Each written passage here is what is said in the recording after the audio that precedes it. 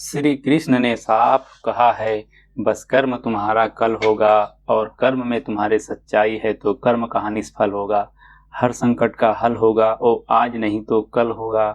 लोहा जितना तपता है उतनी ही ताकत भरता है। सोने को जितना आग लगे वो उतना ही प्रखर निखरता है। सूरज जैसा बनना है तो सूरज जितना जलना होगा। और हम आदम के बेटे हैं, क्यों सोचे राह सरल होगा। कुछ ज़्यादा वक्त लगेगा पर संघर्ष जरूर सफल होगा। हर संकट का हल होगा, वो आज नहीं तो कल होगा। जय हिंद। नमस्कार दोस्तों, मैं आप सभी का स्वागत करता हूं आपके अपने चैनल ओम स्टेनो टेक पर। दोस्तों, आज का डिक्टेशन विशिष्ट प्रणाली पत्रिका प्रथम से होगी, जिसकी स्पीड 60 वर्ड प्रति मिनट की स्पीड से होगी। Ready, start. उपसभाध्यक्ष जी, मैं शुरू में यह निवेदन कर देना चाहता हूँ कि राष्ट्रपति पद और राष्ट्रपति के लिए मेरे दिल में बड़ा आदर है, इसमें किसी को संदेह नहीं होना चाहिए। लेकिन जब मैंने इस भाषण को पढ़ा है तो मुझे घोर निराशा हुई है और मुझे याद आता है कि इस तरह का भाषण आज तक इस सदन में पेश नहीं किया गया। यह उम्मीद नहीं थी हमको कि राष्ट्रपति के भाषण में इस तरह की बात कही जाएगी। राष्ट्रपति के भाषण में यह उम्मीद की जाती है और देश चाहता है कि देश के सामने जो मौलिक प्रश्न हैं, आगे आने वाले वर्ष में उनको कैसे हल किया जाएगा, इसकी कुछ रूपरेखा मिलेगी। इस बात का कोई संकेत इसमें नहीं है कौन कौन से ऐसे प्रश्न हैं आज देश का सबसे मौलिक प्रश्न है यहाँ की गरीबी मिटाने का। क्या सरकारी पार्टी के लोग इसको नकार सकते हैं कि यह प्रश्न नहीं है? सरकारी पक्ष से जो जवाब आएगा तो वह उसमें बताएंगे, लेकिन इसमें तो कोशिश यह हुई है कि किस तरह से गरीबी और बढ़े। यहाँ इसके जरिए उल्टी गंगा बहाई जा रही है। यह चीज़ है जो मैं पहले कहने जा रहा हूँ कि इस सदन से और यहाँ से देश उम्मीद करता था कि जो पार्टी पावर में है और जिसको देश की जनता ने चुनकर भेजा है और उसने भेजा है, तब भी आप वहाँ कुछ न कुछ करेंगे। देश की गरीबी मिटाने के लिए। लेकिन आप कुछ करिए तो मैं पहला आदमी होऊंगा जो आपका साथ देगा। लेकिन आप कुछ भी नहीं कर सकते हैं, यह मैं जानता हूँ। कहाँ आपकी ताकत है और कहाँ आपका कलेजा कांपता है। इसकी गहराई में मैं नहीं जाना चाहता, लेकिन मैं उसे जानता हूँ। इस गरीबी को मिटाने के लिए इस भाषण में कुछ नहीं है, और जो बातें इसमें दी गई है, इसमें कुल 40 मुद्दे हैं। इसमें पहला तो परिचयात्मक है और अंतिम में सदस्यों का स्वागत किया गया है।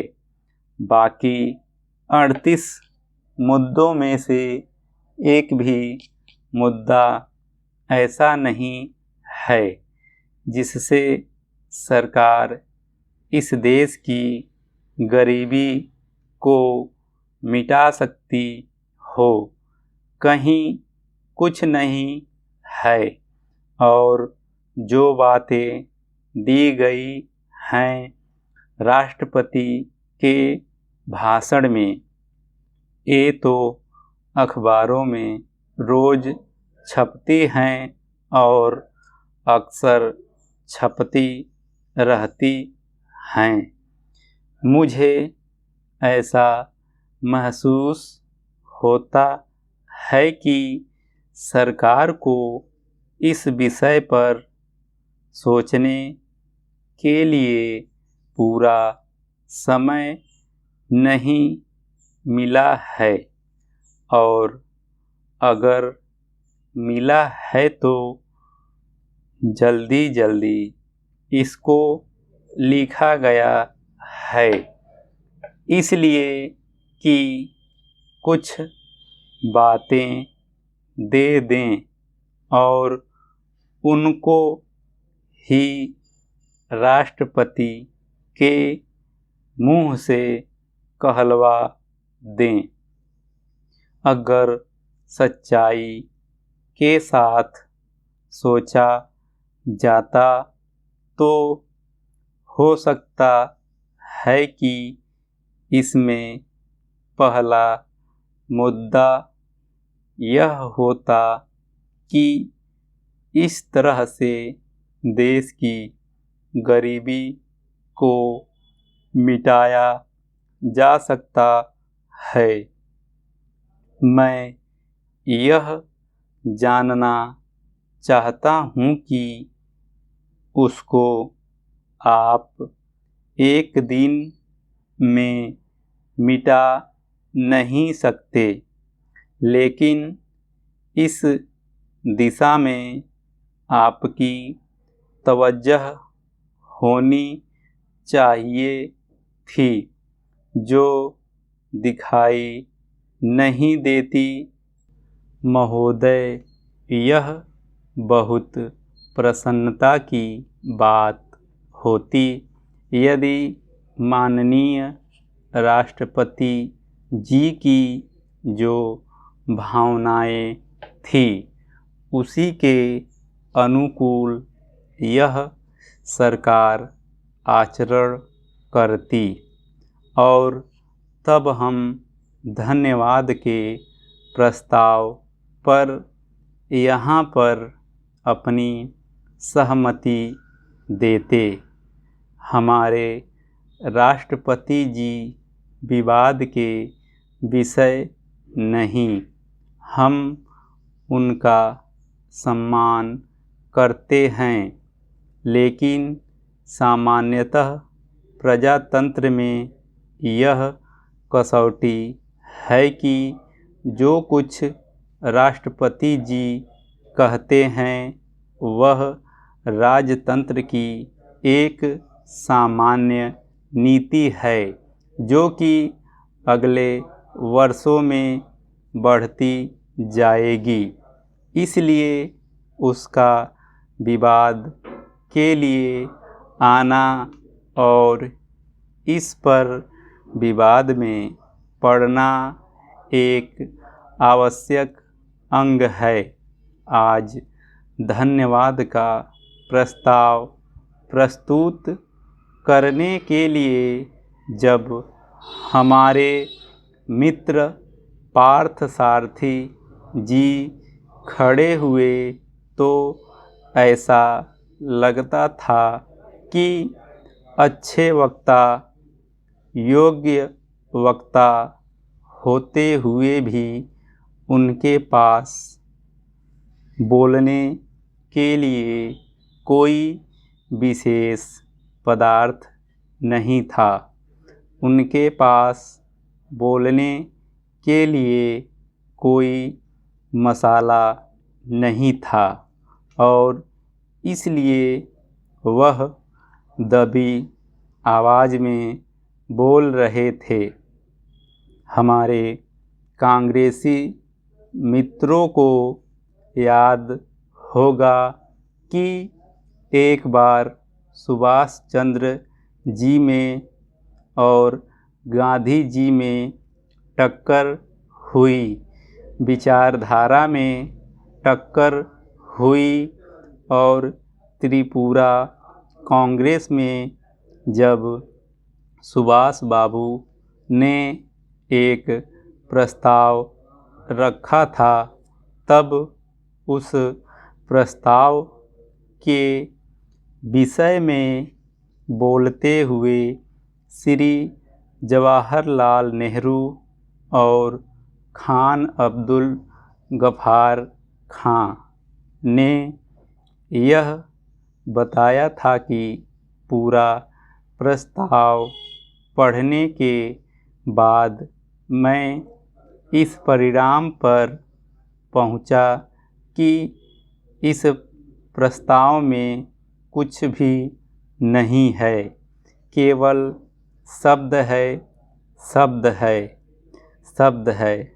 और इसी तरह से आज 30 वर्ष के पश्चात इस अभिभाषण को पढ़ने के बाद मालूम होता है कि केवल शब्द है और इसके अतिरिक्त कुछ नहीं है। बहुत से मित्रों ने प्रांतों की बात की और बहुत से मित्रों ने शांति के मसीहा बनकर संसार को सीख दी और शुभकामनाएं दी। न तो हम शांति के मसीहा हैं और न हम प्रांतीयतावादी हैं। जो हमारे देश में घटनाएं घट रही हैं उन घटनाओं के सामने हम कितनी प्रगति कर रहे हैं, इस पर हम विचार करते हैं। यह बात सही है कि हम यह कल्पना नहीं कर सकते कि चाहे कोई भी राज कितना ही अच्छा क्यों न हो, उसमें कुछ खराबी न हो। हमारे राम राज्य की कल्पना गांधी जी ने की थी।